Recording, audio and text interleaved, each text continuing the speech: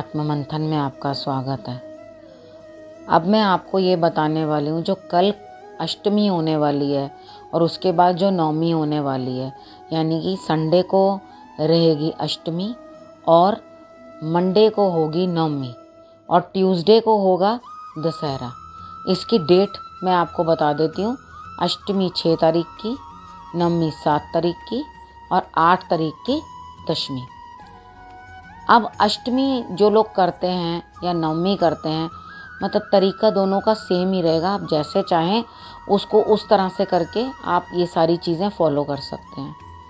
सबसे पहले जो आप कंजकें बिठाएंगे, आपने कंजकों को लिए जो भी कुछ बनाया है प्रसाद, आप हलवा बनाते हैं और चने बनाते हैं। चने में काले चने होते हैं।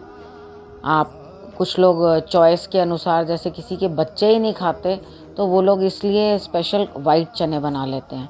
तो आपने ये बनाया, हलवा पूड़ी चने ये सब बनाए और ये प्रसाद आपने माता रानी को भोग लगवाया। जो आपने कंजकें बिठाई हैं वो कम से कम गिनती में 9 ज़रूर हों और उसके साथ 2 लड़के बिठाने ज़रूरी होते हैं, एक भैरव और एक वीर लौंकड़ा। मतलब 2 लौंकड़े बोले जाते हैं, तो उसके अंदर एक बजरंगबली हो गए जिन्हें हम ये मान लेते हैं और एक भैरव हो गए। इनको 2 लोगों को बिठाया जाता है, लड़कों को 9 कंजकों के साथ। ये मान्यता है कि इन्हें बिठाया जाता है। अब ये बैठे, आपने इनको पहले पैर धोने हैं। जो लोग बच्चे आएंगे उनके पाँव धो के आप उनको अंदर बुलाओगे कि आइए, पैर धोए, उनको अंदर बिठाया। बिठाने के बाद आप उनको खाना वाना दोगे, जो आप इच्छा से जो उनके लिए गिफ्ट लाए हो, जो कुछ आप उनको देना चाहते हो वो इच्छा अनुसार आपको उनको दोगे। आप उसके बाद ये कोशिश करना कि वो आपके घर में जयकारे भी लगाएं। जयकारा लगाने से, गूंजने से उनकी आवाज़ खुशी आती है, बच्चे चहकते हैं। मैंने अपनी लाइफ में भी ये चीज़ देखी कि मेरी लाइफ में एक बारी कुछ अच्छा होने वाला था, तो हमेशा से जैसे कंजकें आती थी तो उस दिन कंजकें आके खूब डांस किया, उन्होंने खूब नाची। तो उनका नाचना मुझे अच्छा लगा। उन्होंने बोला, आंटी आप म्यूज़िक लगा दो, हम लोग डांस करेंगे। वो खूब मन से इतना नाच नाच के हमने कभी उनको नहीं बोला कि आप नाचो। वो इतना नाच के, उसके थोड़े दिन के बाद ही मुझे किसी चीज़ का लाभ हुआ।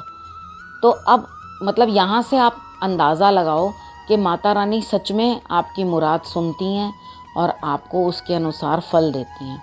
अब आपने कलश स्थापना की हुई है, क्योंकि साधारण सा हर कोई इतना ही करता है कि कलश रखता है, कलश के ऊपर नारियल रखता है और खेतरी बीजता है। खेतरी के बारे में भी मैंने आपको बता दिया कि जैसे 6 महीने के अब आगे आपके लिए कैसा रहेगा, वो भविष्य आपकी जोत और आपका वही बता देती हैं। 6 महीने आप जो ही बता देंगे आपको कि खेतरी कैसे हुई है, माता रानी ने दर्शन कैसे दिए हैं।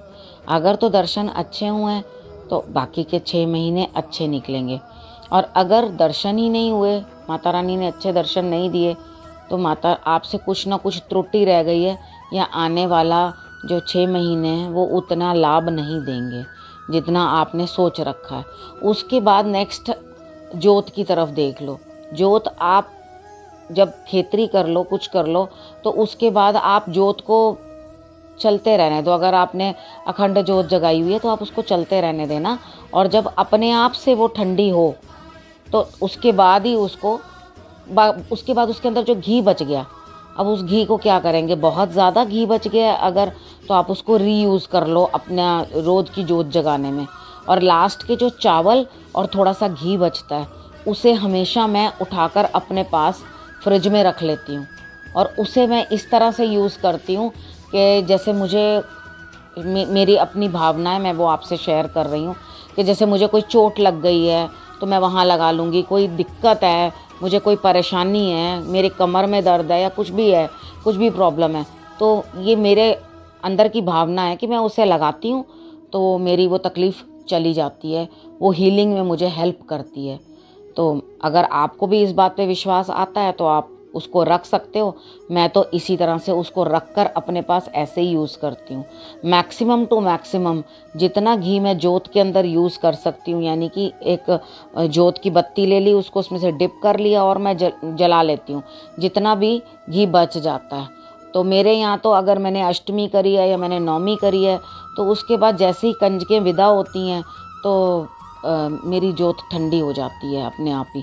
तो आप एक ये चीज़ देखें कि आपके साथ कैसा होता है, क्या वो उसके बाद भी चलती रहती है, तो आप उसको कंटिन्यू रखो। अगर वो रुक जाती है तो फिर आप उस घी को इस तरह यूज़ करके बाकी का आप अपने लिए रख सकते हैं।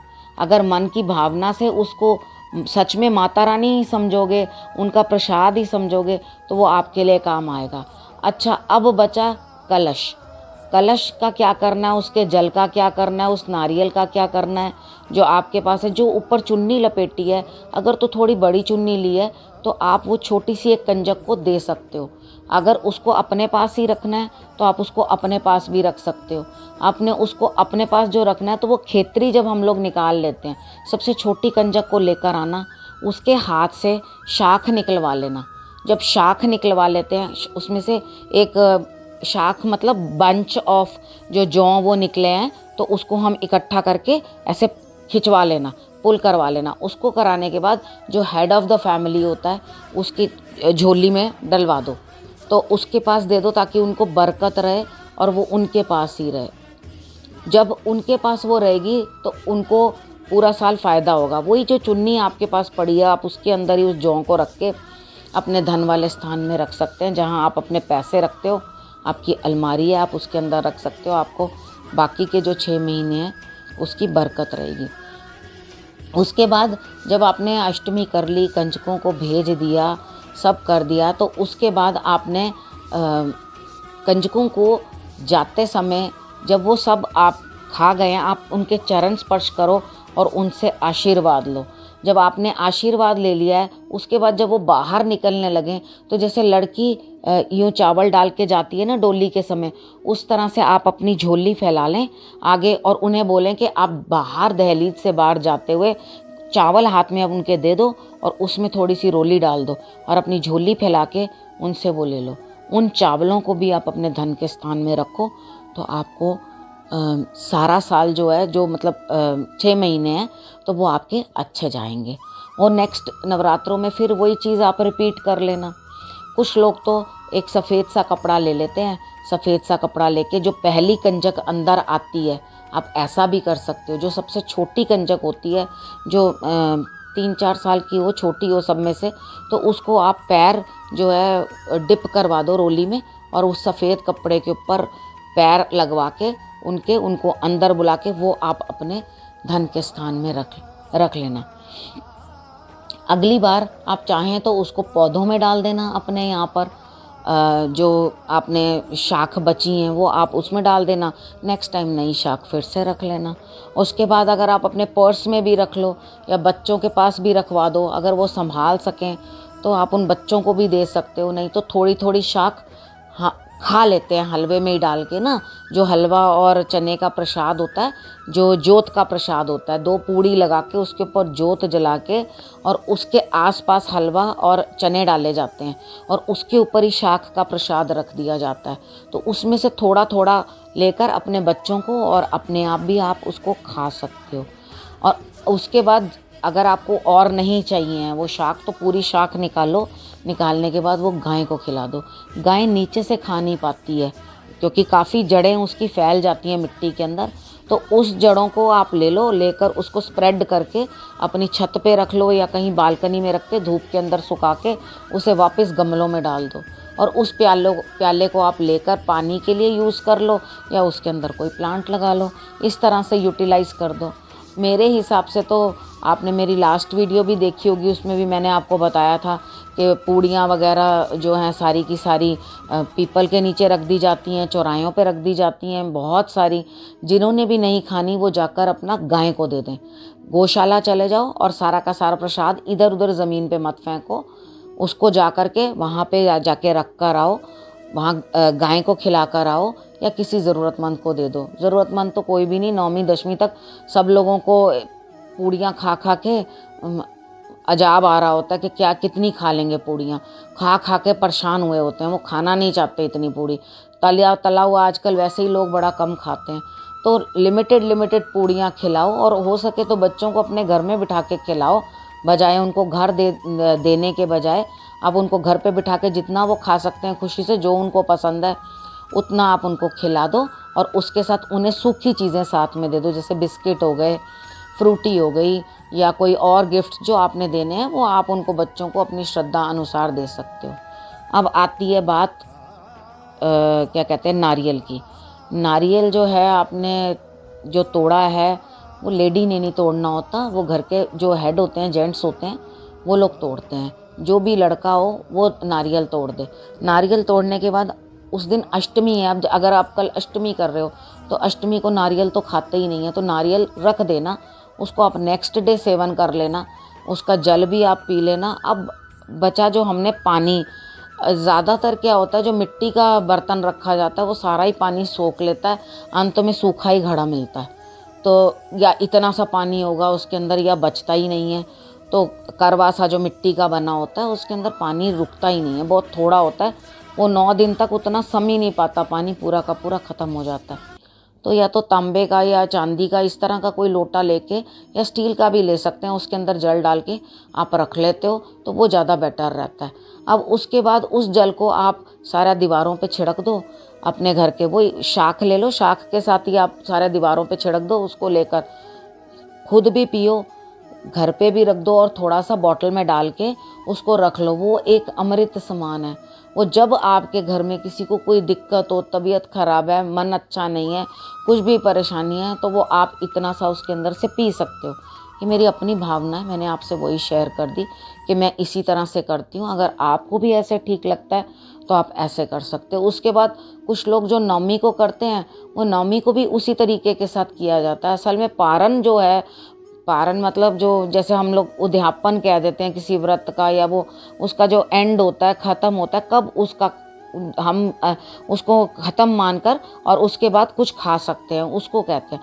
तो उसके बाद जब आप दूसरी चीज़, या जो चीज़ के लिए अपने व्रत संयम रखा था कि हमने ये नहीं खाना है, हम ये नहीं खाएंगे, या उसके बाद हम खाएंगे, तो जो व्रत का संयम आपने रखा हुआ है, तो उस संयम को आप पूर्ण करके, जो पूर्ण होगा वो तो जाके दशहरे पे ही होगा, क्योंकि अष्टमी तो पहले से ही चल रही थी, सप्तमी पे ही स्टार्ट हो गई थी। अब सारी देवियों की आपने पूजा कर ली, सबकी पूजा हो गई।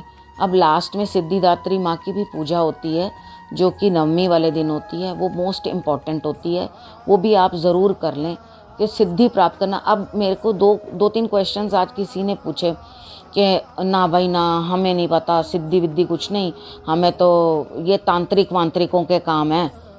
तांत्रिक का क्या काम है? सिद्धि का मतलब होता है किसी चीज़ के ऊपर पकड़ पाना, किसी चीज़ को आपने अच्छी तरह से समझ लिया।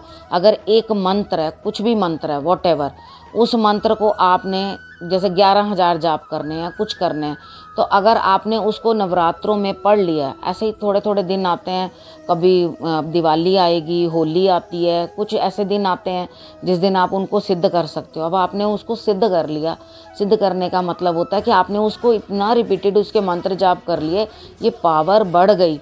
तो वो पावर बढ़ जाने से वो मंत्र आपको सिद्ध हो गया, यानी कि जब आपको नेक्स्ट टाइम उसको यूज़ करना है, समझो आपने किसी के बुखार उतारने के लिए कोई मंत्र किया है, या ज्वर उतारने के लिए मंत्र किया हुआ है, वो आपने अपना कर लिया, करने के बाद आप उसको किसी का ज्वर उतारने के लिए जब उस मंत्र को बोलोगे, तो वो आप 2-4 बार भी बोलोगे, 11 बार भी बोलोगे, तो वो आपका जो बुखार है वो उतर जाएगा। तो एक्चुअली इसका मतलब होता है कि आपने उसके ऊपर पकड़ पा ली है, यू हैव लर्नड इट, आपने उसको अच्छी तरह से समझ लिया है उस मंत्र को, इसको कहते हैं सिद्धि पाना। और एक प्रश्न और मेरे पास आया कि मुझे पीरियड्स हुए हैं, तो क्या मैं भी खेतरी कर सकती हूँ, या कंजकियाँ की पूजन मैं कर सकती हूँ? आप सूखा कर लीजिए, आप सारी तैयारी दूर से करके दे दीजिए। वो लोग जो गैस पे बनाना है, कोई ना कोई आपका बच्चा हो, बड़ा हो, घर पे कोई भी, अगर बाई चांस की ऐसी बात है कि आपके पास कोई बड़ा नहीं है, कुछ नहीं है, तो आप सूखी कंजक कर सकते हो, यानी कि फ्रूट्स लेके आप कर सकते हो, आप और कुछ दे सकते हो जो आपकी श्रद्धा करे। अगर आपके मन में वहम है कि मैं नहीं बनाऊं, अगर तो 3 दिन हो गए हैं तो आप सर धोकर आप उसमें इन्वॉल्व हो सकते हो, उस काम को कर सकते हो, ऐसी कोई दिक्कत नहीं है। बस 3 दिन का ही वहम है, इससे ज़्यादा कोई वहम नहीं होता। तो आप एक काम करो ना, अब कंजकों के बारे में भी जान लो।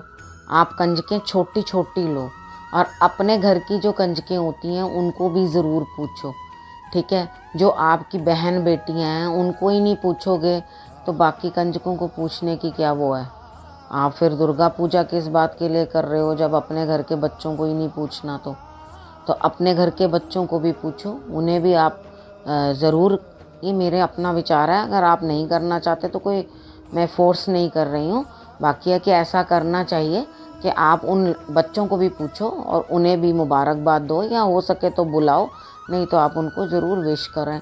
आप उनको कि भाई आज कंजके हैं, और अगर उनको आप थोड़ा बहुत अपना प्रसाद के रूप में कुछ दे सकते हो तो आप अपनी श्रद्धा अनुसार जो भी देना चाहते हैं वो आप इनको दे दो। नहीं देना चाहते तो आपकी अपनी इच्छा है।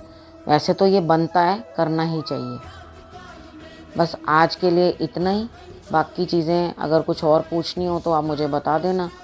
अभी तो ये 2 दिन की बात है, ये हो जाएंगी कंजकें। तो आपके लिए अष्टमी, नवमी और दशमी सबके लिए बहुत शुभ रहे। भगवान आपको बहुत बहुत खुशियाँ दे, बहुत सुख दे। नमस्कार।